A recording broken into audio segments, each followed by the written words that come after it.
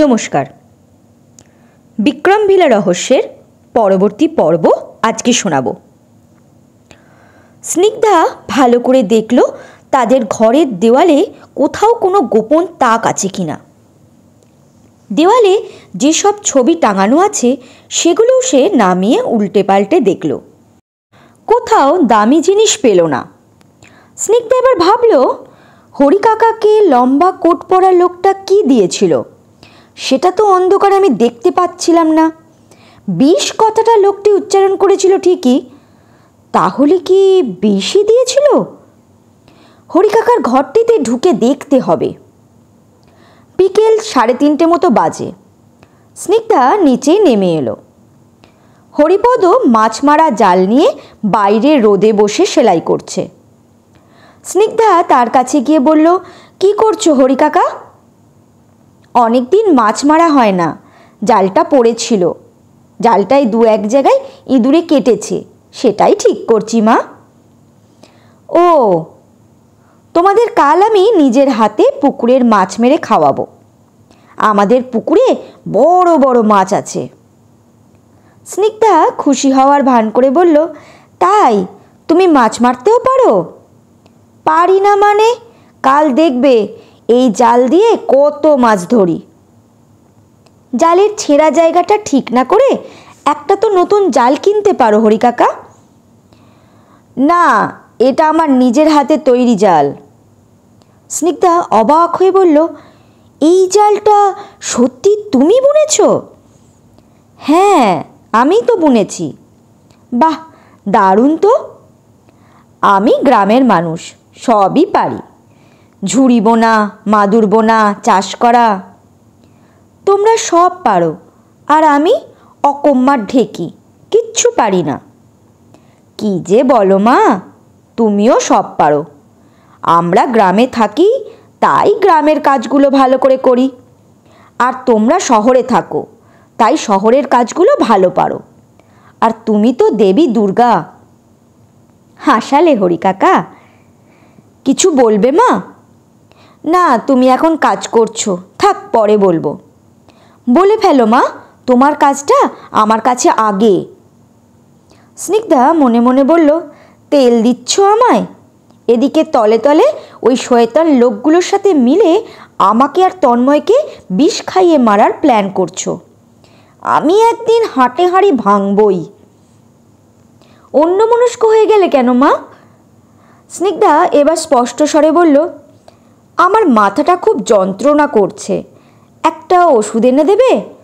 তন্ময়কে ফোনে পাচ্ছি না।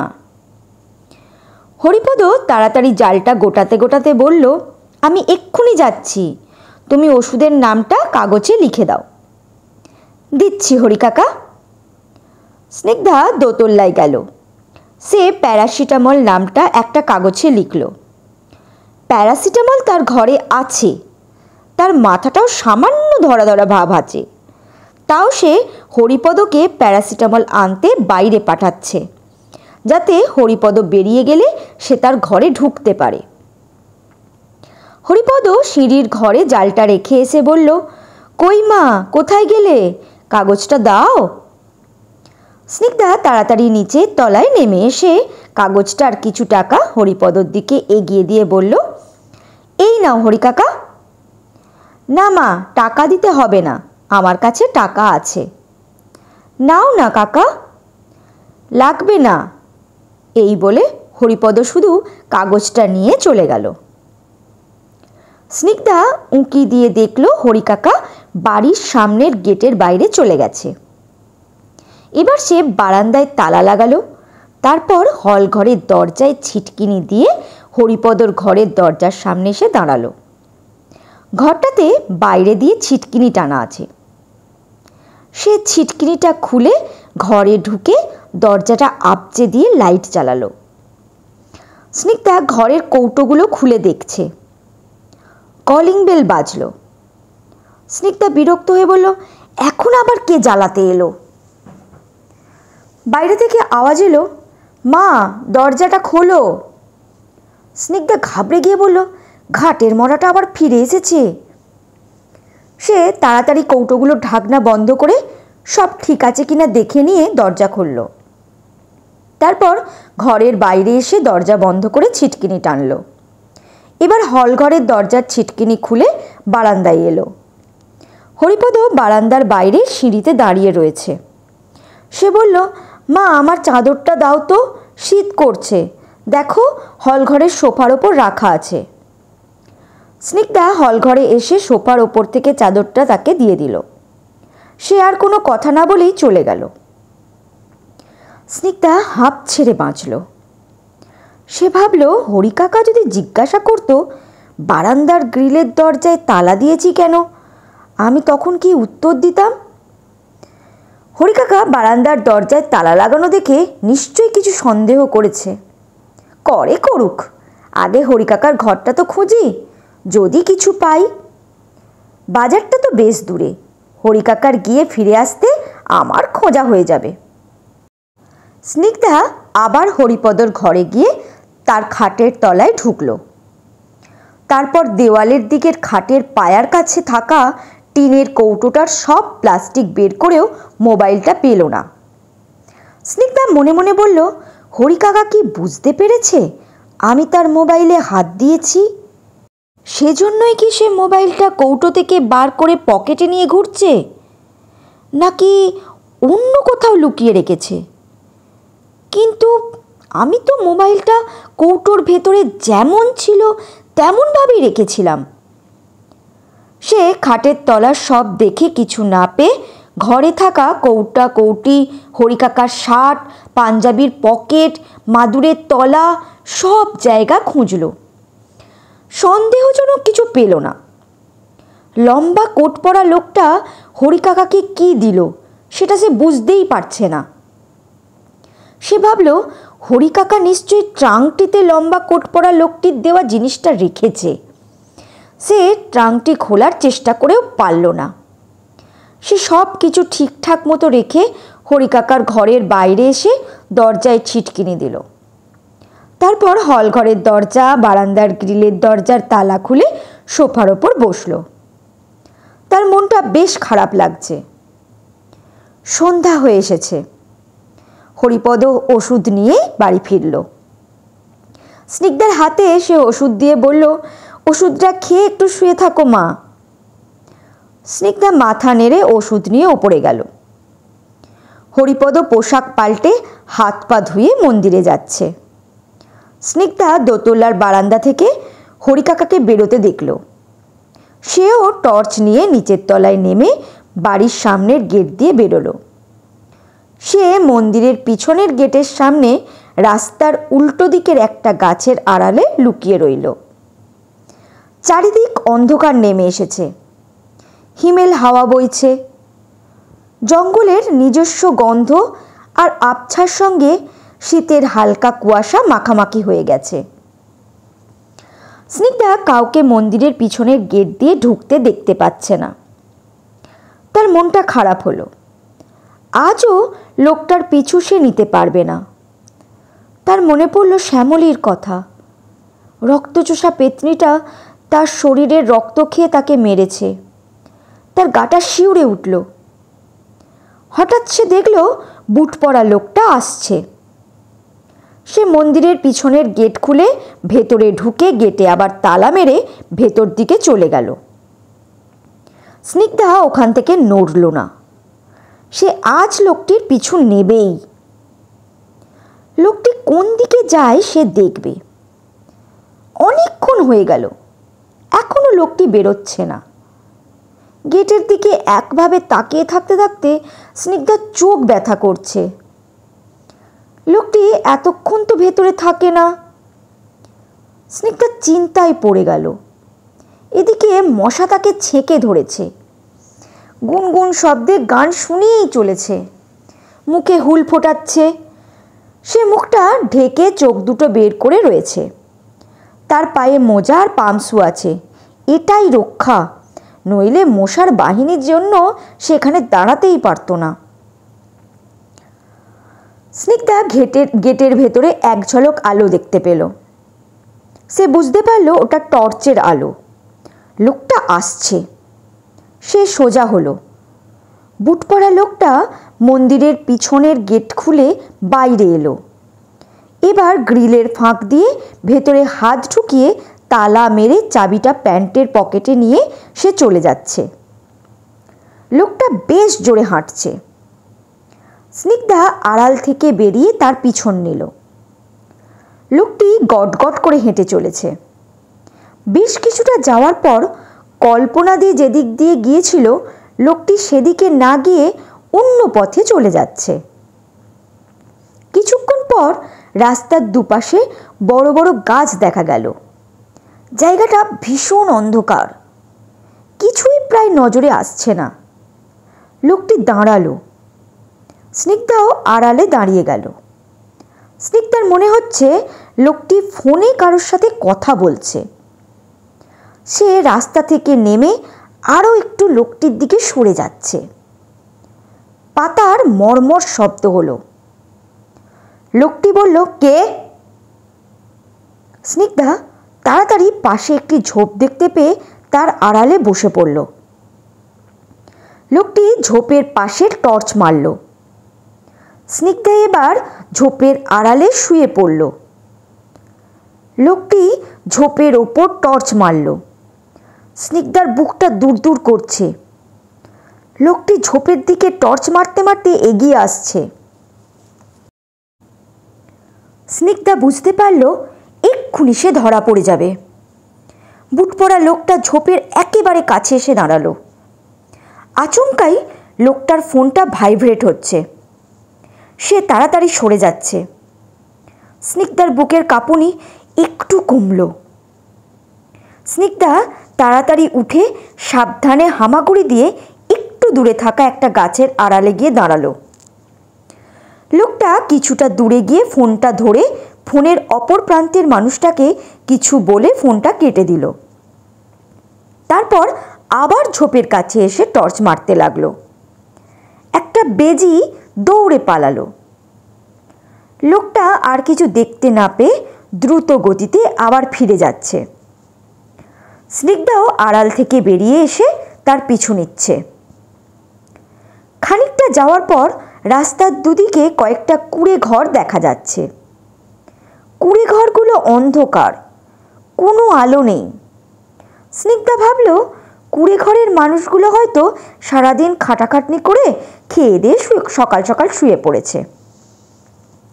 কুঁড়ে ঘরগুলোর ছাড়িয়ে একটুখানি গিয়ে রাস্তার পাশে একটা পাঁচিল পড়ল। পাঁচিলের ভেতরে একটা বড় একতলা বাড়ি দেখা যাচ্ছে। পাঁচিলের ওপর দিয়ে ভেতর দিকে আলো আছে কিনা বোঝা যাচ্ছে না। ভেতরটা অন্ধকার। পাঁচিলের পাশ দিয়ে কিছুটা যাওয়ার পর একটা গেট পড়ল। গেটে দারোয়ান আছে, আলো নেই। এই ব্যাপারটা স্নিগ্ধার কাছে অবাক লাগলো। সে ভাবল, আমাদের বাড়ির মতো এদেরও কি ইলেকট্রিক লাইনের গন্ডগোল আছে, নাকি বাল্ব নষ্ট হয়ে গেছে? দারোয়ান গেটটা খুলে দিল। বুট পরা লোকটা ভেতরে ঢুকে গেল। স্নিগ্ধা বুঝতে পারল এটাই বুট পরা লোকটার বাড়ি। এবার এর নাম কি, কি করে লোকটা, তন্ময়দের পরিবারের সাথে এর কি সম্পর্ক সেটা জানতে হবে। স্নিগ্ধা ফিরে আসছে। বড় বড় গাছগুলোর কাছে এসে সে দেখল সামনে কিছু একটা নড়ছে। সে টর্চটা জ্বালালো।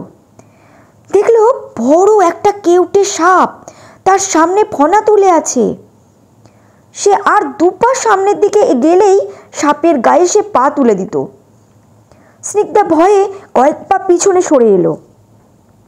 সাপটা তার দিকে এগিয়ে আসছে। সে পিছন দিকে দৌড় মারল। সাপটাও তার দিকে জোর গতিতে আসছে। কিছুটা দৌড়ে যাওয়ার পর স্নিগ্ধা পিছন ফিরে সাপটিকে দেখতে পেল, আর অমনি সে শাড়িতে পা বেঁধে হোঁচট খেয়ে পড়ল। সাপটি তার একেবারে কাছে। ভয়ে স্নিগ্ধার শিরদাঁড়া খাড়া হয়ে গেল। এই শীতেও সে প্রচণ্ড ঘামছে। তার শাড়ির নিচের দিকটা হাঁটু পর্যন্ত উঠে গেছে। সাপটা তাকে কামড়াতে এলো। একটা লম্বা হাত এসে সাপটিকে ধরে দূরে ফেলে দিল। স্নিগ্ধা ভয়ে রীতিমতো কাঁপছে। লম্বা হাতটা উদাও হলো। সে উঠে তাড়াতাড়ি বাড়ির দিকে জোর গতিতে এগিয়ে যাচ্ছে। অন্ধকারে দুটো মাতাল তার সামনের দিক থেকে আসছে। স্নিগ্ধার শরীরটা কেঁপে উঠল। সে টর্চের আলোটাকে নিভিয়ে দিল। সে নিজেকে একেবারে আবৃত করে শুধু চোখ দুটো বের করে রাস্তার এক পাশ দিয়ে তাদের পাশ কাটিয়ে যাবে বলে এগিয়ে যাচ্ছে। একজন মাতাল স্নিগ্ধাকে দেখতে পেয়ে বলল, কে গো তুমি? স্নিগ্ধা উত্তর না দিয়ে জোর পায়ে হাঁটছে। আরেকজন মাতাল স্নিগ্ধার মুখের দিকে টর্চ তাক করে সুইচ টিপল। আলো জ্বলল না। সে বলল, হারামজাদা, টর্চটার আবার হলো কি? পাজিটা জ্বলছেই না। সে অপর মাতালকে বলল, ধর তো টর্চটা, দেখি কে যাচ্ছে।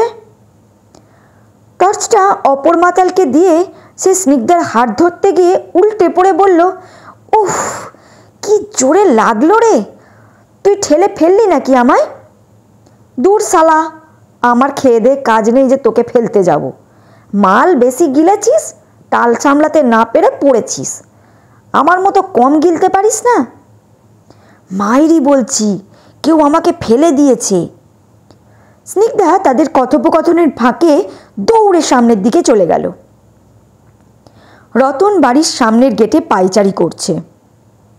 স্নিগ্ধাকে আসতে দেখে সে গম্ভীর হয়ে গেল।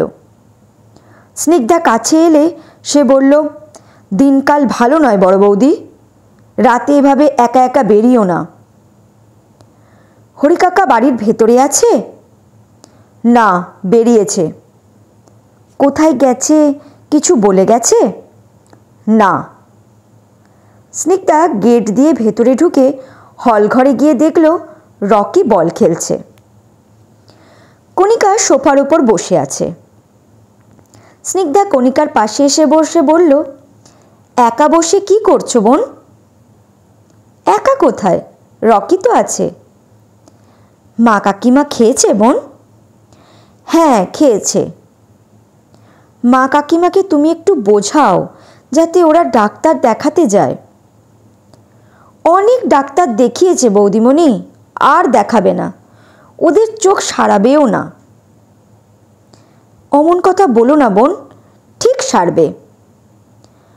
কণিকার কিছু বলল না। স্নিগ্ধা বলল, তোমাকে একটা কথা জিজ্ঞাসা করব বোন। হ্যাঁ বলো। এই বাড়িতে কি কখনো কেউ খুন হয়েছে? কণিকার মুখটা অন্ধকার হয়ে গেল। সে বলল, এ কথা জিজ্ঞাসা করছো কেন? কারণ আছে। কণিকা কথা বলার জন্য মুখ খুলতে যাচ্ছে। রকি হঠাৎ করে ভয়ঙ্করভাবে ঘেউ ঘেউ করতে হলঘরের দরজার কাছে গিয়ে দাঁড়ালো। কণিকা উঠে রকির কাছে এসে তাকে আদর করতে করতে বলল, চলো আমরা ঘরে যাই। কণিকা রকিকে নিয়ে তার ঘরের দিকে গেল। ব্যাপারটা কি হলো স্নিগ্ধা কিছু বুঝতে পারল না। রকি তো এতক্ষণ শান্তভাবেই খেলছিল। যেই কণিকা কিছু বলার জন্য মুখ খুলল, অমনি রকি ভয়ঙ্করভাবে ডেকে উঠল। রকি বা কণিকাকে কি কোনো অশরীরী আত্মা ভয় দেখালো? স্নিগ্ধা সিঁড়ি বেয়ে দোতলায় উঠল। সে দেখল মৃন্ময় সিঁড়ি বেয়ে ছাদের দিকে যাচ্ছে। সে নিজেদের ঘরে গিয়ে ফ্রেশ হয়ে এক কাপ চা নিয়ে বারান্দায় গেল। তারপর ইজি চেয়ারে বসে সবে চায়ের কাপে এক চুমুক দিয়েছে, উপর থেকে নিচে কিছু পড়ার তীব্র আওয়াজ হলো। সে তাড়াতাড়ি উঠতে গেল। কিছুটা চা তার চাদরের ওপর পড়ল। সে গ্রিলের ফাঁক দিয়ে নিচের দিকে তাকালো। কেউ সামনে ঢালাই করা পথে পড়ে আছে। আগেও সে এমনই শব্দ শুনে নিচে তাকিয়ে দেখেছে ঢালাই করা পথে কাউকে পড়ে থাকতে, কিন্তু বাইরে গিয়ে কাউকেই দেখতে পায়নি। আজ সে আর নিচেই গেল না। হঠাৎ স্নিগ্ধার মনে হলো মৃন্ময়ের কথা। তাকে সে ছাদের দিকে যেতে দেখেছে। সে ভাবল, মৃন্ময় পড়েনি তো? তার বুকটা কেঁপে উঠল। সে টর্চ নিয়ে নিচে নেমে এলো। বাড়ির সামনে গিয়ে দেখলো সামনেটায় কিছুই নেই। সে তাড়াতাড়ি ছাদে উঠল। সে হাঁপাতে হাঁপাতে ছাদে উঠে বলল, মৃন্ময়, কোথায় তুমি ভাই? মৃন্ময় বলল, কিছু বলছো বৌদি? স্নিগ্ধা স্বস্তি পেয়ে দম নিয়ে বলল, কোথায় ছিলে? এখানেই তো ছিলাম। স্নিগ্ধা এখনো হাঁপাচ্ছে। মৃন্ময় বলল, কি হয়েছে বৌদি? তোমার কি শরীর খারাপ লাগছে? না ভাই, উপর থেকে নিচে কিছু পড়তে দেখেছ? কই না তো। তুমি চা খাবে? না, খাবো না। স্নিগ্ধা তাকে একলা ছাদে রেখে যেতে ভয় পাচ্ছে। তার ভয় লাগছে ভয়ঙ্কর দাঁত আর নখযুক্ত ভূতটা যদি ওকে ওপর থেকে ফেলে দেয়। ওর কোমরে তো মাদুলি নেই। স্নিগ্ধার নিজেকে স্বার্থপর মনে হলো। তারা স্বামী স্ত্রী মাদুলি পড়েছে, অথচ বাড়ির কাউকে সে মাদুলি এনে দেয়নি। তান্ত্রিকই তো বাড়ির অন্যদের মাদুলি দিতে চাইল না। স্নিগ্ধা ভাবছে, তান্ত্রিক হরিকাকার সাথে খুব সম্ভবত মিলে আছে। তান্ত্রিক হয়তো ভুল করে আমাকে আর তন্ময়কে এই মাদুলি দুটো দিয়ে ফেলেছে, সেজন্যই বারবার খুলে দিতে বলছিল। মৃন্ময় বলল, আবার ভাবুক হলে বৌদি? তুমি তো প্রায় ঘর থেকে বেরোই না, আমায় আগে কখন ভাবতে দেখলে?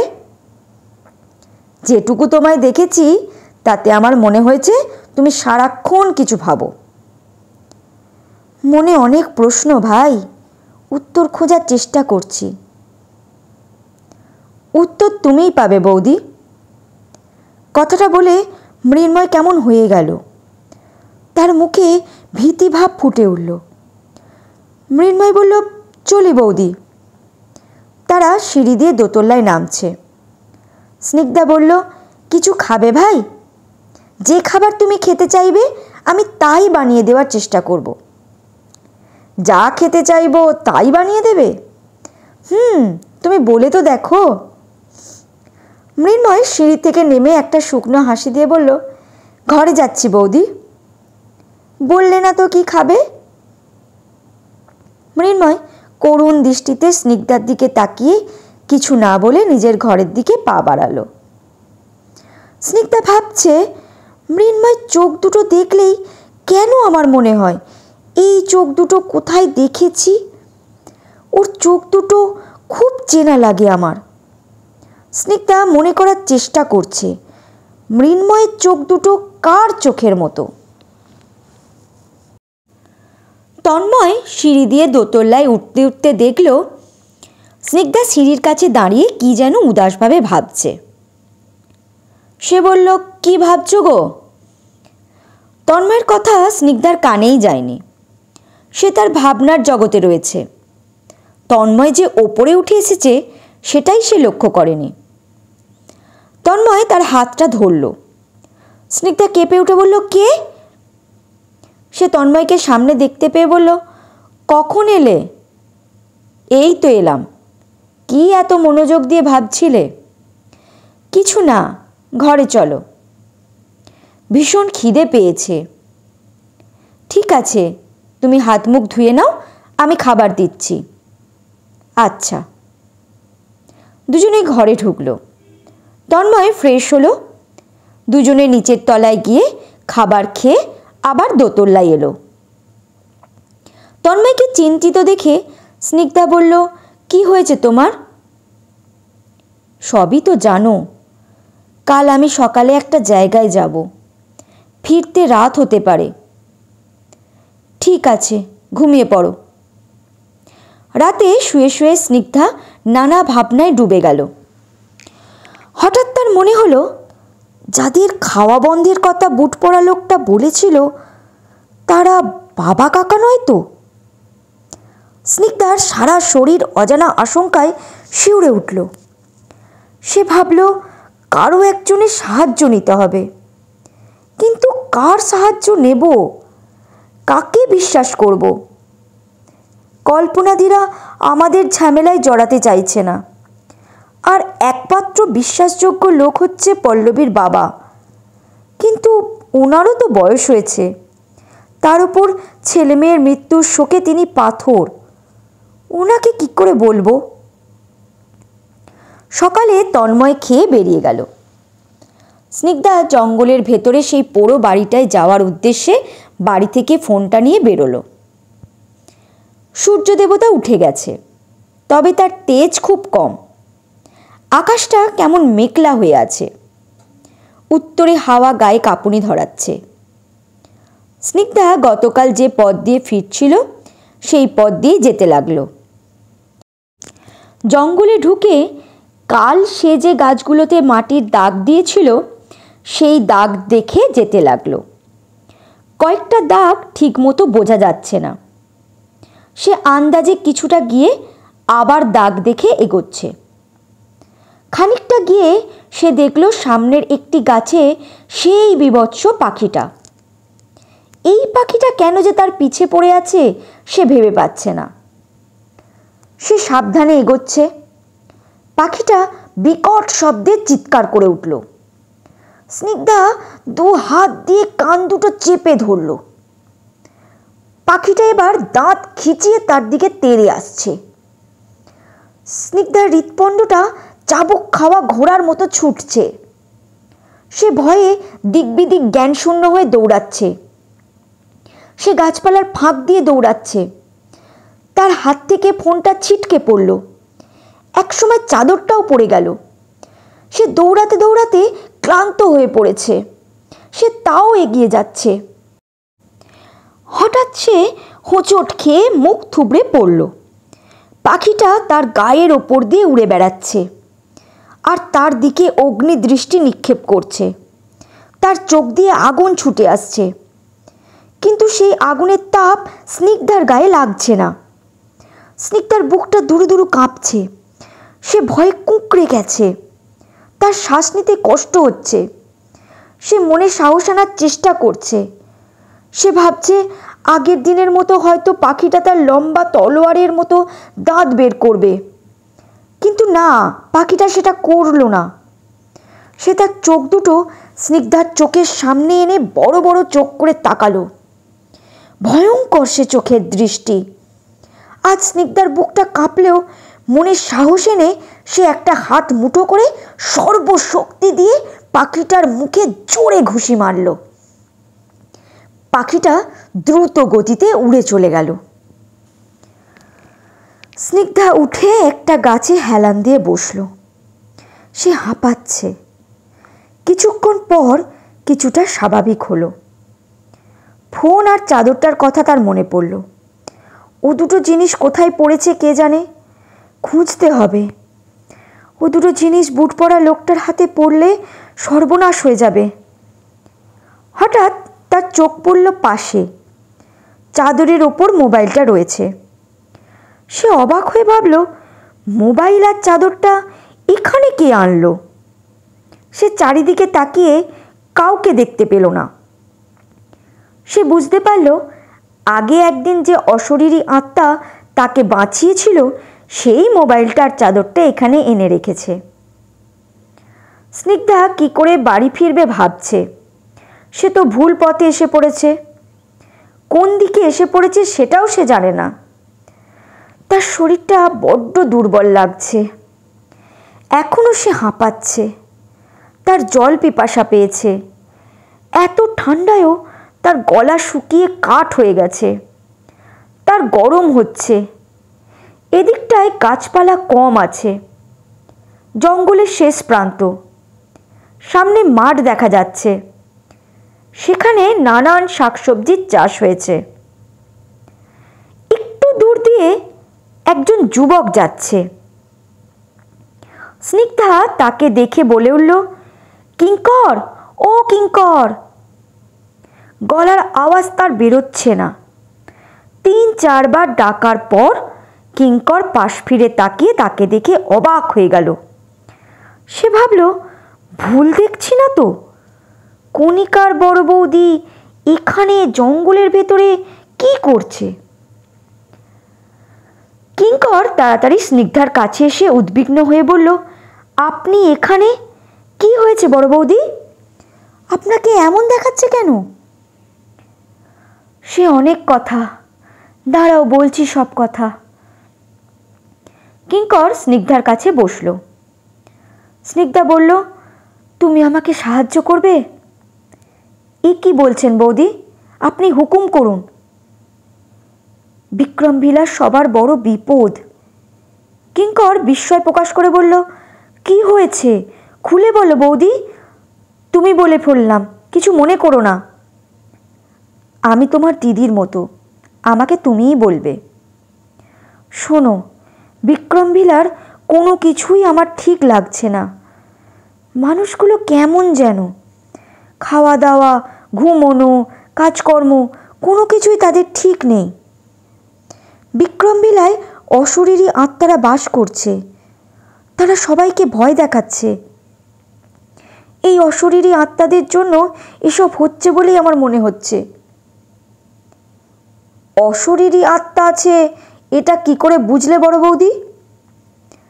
স্নিগ্ধা সংক্ষেপে তার সাথে হওয়া অলৌকিক ঘটনা, তান্ত্রিক, বাড়ির অন্য সদস্যদের আচার আচরণ সব কিছু কিঙ্করকে খুলে বলল। কিঙ্কর অবাক হয়ে বলল, তোমার তো ভীষণ সাহস বড় বৌদি। জানো, বিক্রমভিলার সামনে আমিও ছায়ামূর্তি দেখিয়েছিলাম, বরদাকে বলেও ছিলাম, উনি বিশ্বাস করেননি। তুমি ভালো কোনো তান্ত্রিকের খবর জানো কিঙ্কর? আমাদের এই জঙ্গলের ওই তান্ত্রিক ছাড়া আর কোনো তান্ত্রিকের কথা আমি জানি না বড় বৌদি। এই তান্ত্রিকই অনেক কিছু জানে শুনেছি। স্নিগ্ধা মন্দিরের ঘটনা, সন্দেহভাজন লোকগুলোর কথা সব বলল কিঙ্করকে। কিঙ্কর চিন্তিত হয়ে পড়ল। সে বলল, এত কিছু ঘটে গেছে, তুমি মেয়ে মানুষ একা রিস্ক নিয়ে ওদের পিছু নিচ্ছ। তোমার তো যে কোনো মুহূর্তে মারাত্মক ক্ষতি হতে পারে, সে কথা তুমি তো জানো। স্নিগ্ধার চোখটা ছলছল করে উঠল। সে বলল, জানি ভাই, কিন্তু কিছু করার নেই। কাউকে বিশ্বাস করতে পারছি না আমি। অনির্বাণদাকে বিশ্বাস করে হরিকাকা বুট পরা লোকের কথাটা বলতে গিয়েছিলাম, কিন্তু কোনো অশরীরী আত্মা আমার মুখ চেপে ধরেছিল। আর কল্পনাদিকে সব খুলে বললে কল্পনাদি অনির্বাণদাকে কিছু বলতে বারণ করেছে। ওনার নানা কাজের চাপ আর প্রেশার রয়েছে। আমি রিস্ক না নিয়ে কি করব বলো? বুট পরা লোকটা যাদের আটকে রেখেছে তারা কারা আমি জানি না। বাগানের ওই বাড়িটাতেই কি তাদের রেখেছে? তুমি জানো কোন দিকে ওই বাড়িটা আছে? বাগানের ভেতরে পোড়ো বাড়ি একটা আছে, সবাই চেনে বাড়িটা, তবে ওদিকে কেউ যায় না। ওখানে মদ গাঁজার আসর বসে। এলাকার যত বখাটে ছেলেরা ওই বাড়ির যেখানে সেখানে বসে মদ গাঁজা খায়। এমনকি ওরা মেয়ে মানুষ নিয়েও ওই বাড়িতে ঢোকে। আর তুমি কি না একা ওই বাড়ির সামনে পিছনে গিয়েছিলে? ওদের যদি কারোর নজরে তুমি পড়তে তাহলে কি হতো বলো তো? তুমি বুঝতে পারছো কি হতে পারতো? অজানা আশঙ্কায় কিঙ্করের গা শিউরে উঠল। স্নিগ্ধা বলল, অত কিছু ভাবার সময় নেই আমার ভাই। আমি তাড়াতাড়ি সবার মুক্তি চাই। কোন পথে গেলে ওই বাড়িতে আমি যেতে পারবো সেটা দেখিয়ে দেবে ভাই। চলো, আমিও যাচ্ছি তোমার সাথে। এবার থেকে আমিও তোমার সাথে থাকবো। দুজনে যাচ্ছে জঙ্গলের পথ দিয়ে। স্নিগ্ধা দুদিকে ছোট গাছের পাতার অর্ধেকটা করে ছিঁড়তে ছিঁড়তে যাচ্ছে, যাতে পরে ছেঁড়া পাতা দেখে পথ চিনতে পারে। স্নিগ্ধা বলল, তুমি এখানে কি করছিলে ভাই? জঙ্গলের পাশে আমাদের জমি আছে, সেখানে সবজি চাষ করেছি, তাই দেখতে এসেছিলাম। ভাগ্যিস তুমি এসেছিলে ভাই। তোমার ফোন নাম্বারটা আমার মোবাইলে সেভ করা আছে বলে স্নিগ্ধা কিঙ্করের নাম্বারটা বের করে একটা মিসড কল দিল। কিঙ্কর নাম্বারটা সেভ করে রাখল। স্নিগ্ধা এবার কালো বুট পরা লোকটা যে বাড়িতে ঢুকেছিল সেই বাড়ির কথা কিঙ্করকে বলল। কিঙ্কর বলল, ও বাড়িটা তো কার্তিক বাবুর, আর এখানে আমরা যে পোড়ো বাড়িতে যাচ্ছি এটাও কার্তিক বাবুর। কার্তিক বাবু সপরিবারে কলকাতায় থাকেন। আগে প্রায় আসতেন, এখন বয়সের ভারে আর আসেন না। তার একমাত্র ছেলে রঞ্জিতবাবু মাঝে মাঝে এই বাড়িতে আসেন। শুনেছি বাড়িটা তারা বিক্রি করবেন। এখন কি রঞ্জিতবাবু এখানে আছেন? জানি না বড় বৌদি, তবে আমি খোঁজ নেব। কথা বলতে বলতে তারা খালের কাছে চলে এলো। স্নিগ্ধা খালের নিচের দিকে তাকিয়ে চিৎকার করে উঠল। স্নিগ্ধার চিৎকার শুনে কিঙ্কর বলল, কি হয়েছে বড় বৌদি? স্নিগ্ধা কিঙ্করের দিকে তাকিয়ে বলল, একজন মহিলা খালের জলে উপুর হয়ে পড়ে আছে, জলটা লাল। কিঙ্কর খালের ভেতরে জলের দিকে তাকিয়ে বলল, কই, আমি তো দেখতে পাচ্ছি না। স্নিগ্ধা জলের দিকে তাকালো। সে দেখল জলে কেউ নেই, জলের রঙও লাল নয়। সে তাজ্জব হলো। সে ব্যস্ত হয়ে খালে নেমে জলের কাছে গিয়ে বসল। তারপর সে জলটা দেখে বলল, এক্ষুনি জলটা রক্তের মতো লাল দেখলাম, আর জলের ভেতরে একজন মহিলা উপুর হয়ে পড়ে আছে দেখলাম। হঠাৎ মহিলাটা কোথাও উধাও হলো। কিঙ্কর ভাবল বড় বৌদি নানা দুশ্চিন্তায় ভুলভাল দেখছে। কিঙ্কর কিছু বলছে না, চুপচাপ দাঁড়িয়ে রয়েছে।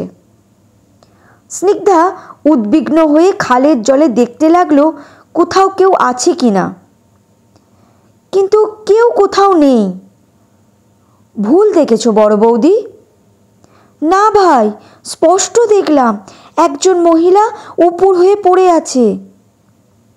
স্নিগ্ধা আর কিঙ্কর খালের পাশ দিয়ে বেশ কিছুটা দূর হেঁটে কোনো সন্দেহজনক কিছু দেখতে পেল না। স্নিগ্ধা ভাবল, আমি তো ভুল দেখিনি, তাহলে মহিলাটা গেল কোথায়? তারা দুজন খাল পেরিয়ে ওপারে গেল। তারা সাবধানে এগিয়ে যাচ্ছে। কিছুটা যাওয়ার পর বাড়িটা দেখা যাচ্ছে। তারা একটা গাছের আড়ালে দাঁড়ালো।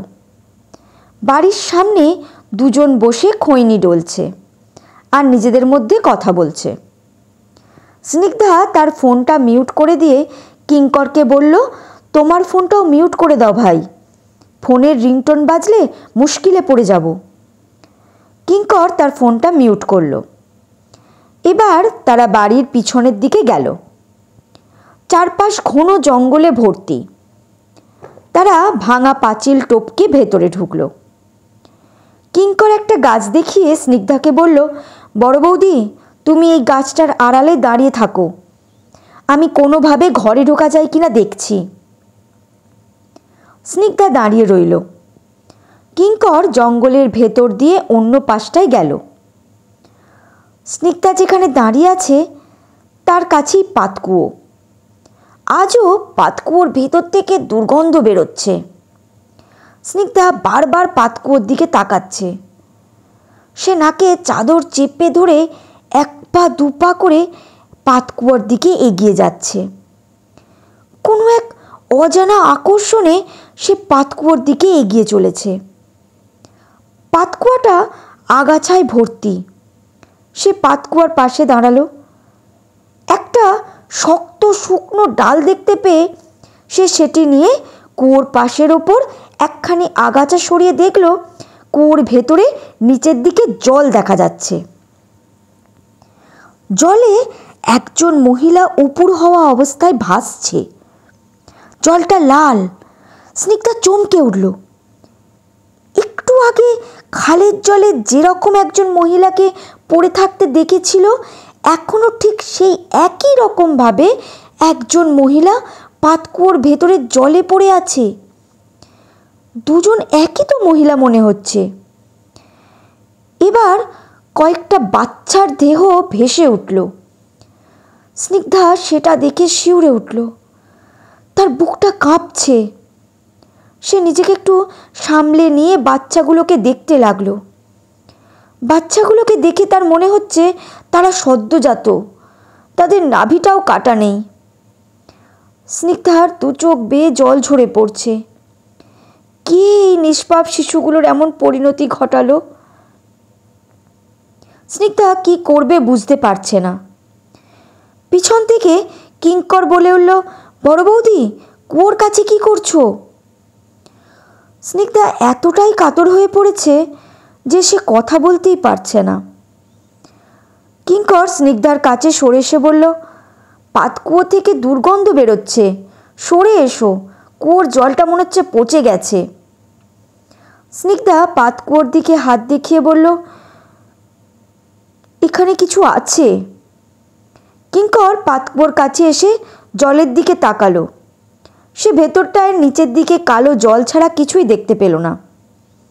সে বলল, কি দেখাচ্ছ বড় বৌদি, এর ভেতরে পচা কালো জল। স্নিগ্ধা আবার পাতকুয়োর কাছে গেল। সে পাতকুয়োর ভেতরে তাকিয়ে কালো জল ছাড়া কিছুই দেখতে পেল না। তার দু চোখে শ্রাবণের ধারা নেমেছে। সে মনে মনে বলল, এবারও কি ভুল দেখলাম? বাচ্চাগুলোর কোমল নিথর দেহ কেন দেখলাম? তবে কি কেউ বাচ্চাগুলোকে এই পাতকুয়োর জলে ফেলে দিয়ে মেরেছে? বড় বৌদি, কাঁদছো কেন? এখানে কয়েকটা সদ্যজাত বাচ্চার দেহ জলে ভাসছিল ভাই। সেই সাথে খালে দেখা সেই দেহটাও এখানে ঠিক একইভাবে জলে পড়েছিল, কিন্তু এখন আর দেখতে পাচ্ছি না। বুঝতে পারছি না আমার সাথেই কেন এসব হচ্ছে। কিঙ্কর এবার ভয় পেয়ে গেল। সে স্নিগ্ধাকে সাহস দেওয়ার জন্য বলল, কোনো অশরীরী আত্মা তোমাকে মনে হয় ভয় দেখাচ্ছে। কিন্তু শুধু আমাকে কেন দেখাচ্ছে? জানি না বড় বৌদি, হয়তো তুমি ভয় পেয়ে যাতে এখান থেকে চলে যাও সেজন্য দেখাচ্ছে, আর না হয় অশরীরী আত্মারা ভাবছে তুমিই পারবে এই সব রহস্যের সমাধান করে তাদের মুক্তি দিতে, তাই তোমাকে এসব দেখাচ্ছে।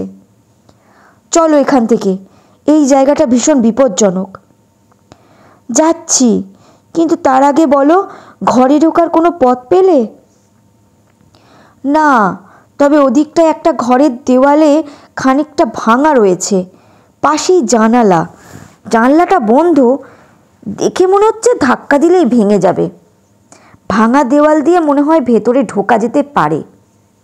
লতানো গাছে ঢেকে রয়েছে জায়গাটা, ঝোপ জঙ্গলে ভর্তি। আমি ভেতরে ঢোকার সাহস পেলাম না। কেন?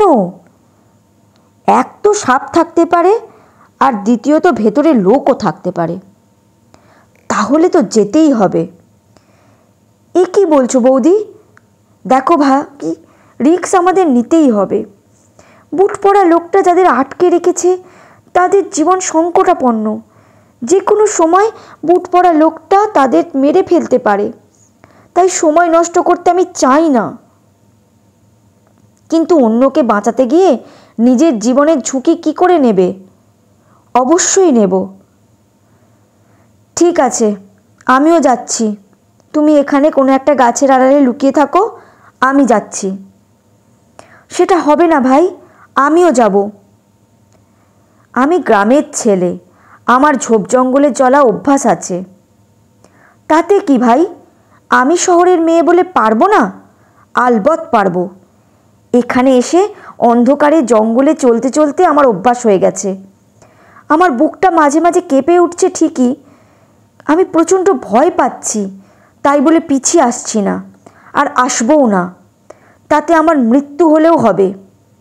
জানো ভাই, বুট পরা লোকটা যাদের খাওয়া বন্ধের কথা বলেছিল তারা বাবা কাকু নয় তো? আমার মনটা যেন কেমন কু ডাকছে। কিঙ্কর আঁতকে ওঠে বলল, এ কি বলছো বড় বৌদি? জানি না সত্যি ঘটনা কি, আমি স্থির থাকতে পারছি না। একজন যুবককে বাড়ির পিছনের দিকে আসতে দেখে স্নিগ্ধা কিঙ্করের হাতটা ধরে টেনে নিয়ে ঝোপের আড়ালে সরে দাঁড়ালো। দুজনে আড়াল থেকে দেখল যুবকটা কিছুটা এগিয়ে এসে বাথরুম করার জন্য প্যান্টের চেন খুলছে।